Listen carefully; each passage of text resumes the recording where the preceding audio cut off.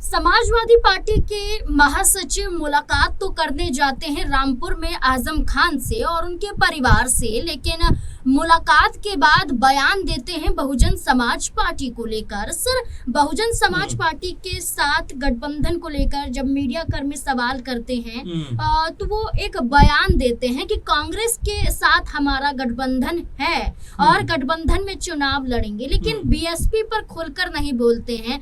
क्या लगता है कि उनका बीएसपी के समर्थन में ना आना, लेकिन कोशिशें पूरी दिखाई देती हैं कि अगर बीएसपी सपा का गठबंधन हो जाता है तो विधानसभा चुनाव में बड़ा प्रभाव डाल सकते हैं। क्या लगता है कि बीएसपी को नकारना शिवपाल यादव के जरिए क्या दर्शाता है? देखिए, बीएसपी के लिए बिल्कुल पहले भी बात चलती रही है, पहले भी माहौल बनता रहा है, लेकिन बीएसपी की तरफ से कुछ भी ऐसा नहीं कहा गया जिसको लेकर ये समझा जाए कि वो भी जो है गठबंधन में आने को लेकर तैयार है। अगर बीएसपी के बारे में बात करें तो बीएसपी को भी पता है कि फिलहाल अकेले दम पर उनका चुनाव में आना और लड़ना और चुनाव जीतना तीनों उनके लिए आसान नहीं है, क्योंकि अगर आप देखेंगे बीएसपी के पास में तो मिला जुला कर सिर्फ मायावती नजर आती हैं। आकाश आनंद के बारे में देखें तो जिस तरह की बयानबाजी वो करते हैं उससे ऐसा लगता है कि उनका मुद्दों पे कम और दूसरी तरह की बातों पर ध्यान ज्यादा है। कभी अखिलेश को अंकल कह देते हैं, कभी राहुल को अंकल कह देते हैं। ऐसे में इस तरह की बातों का कोई बहुत महत्व है नहीं। क्या इनसे वोट बैंक बढ़ जाएगा? मेरे ख्याल से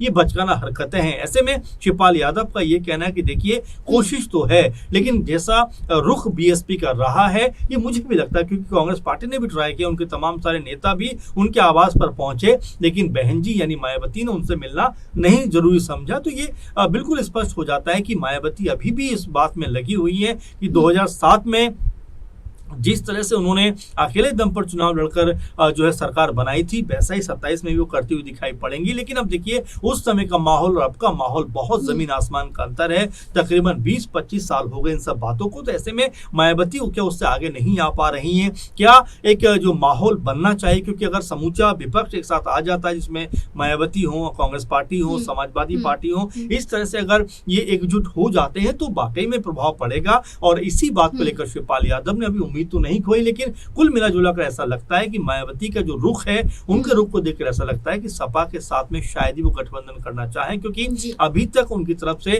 कोई संकेत नहीं मिला है।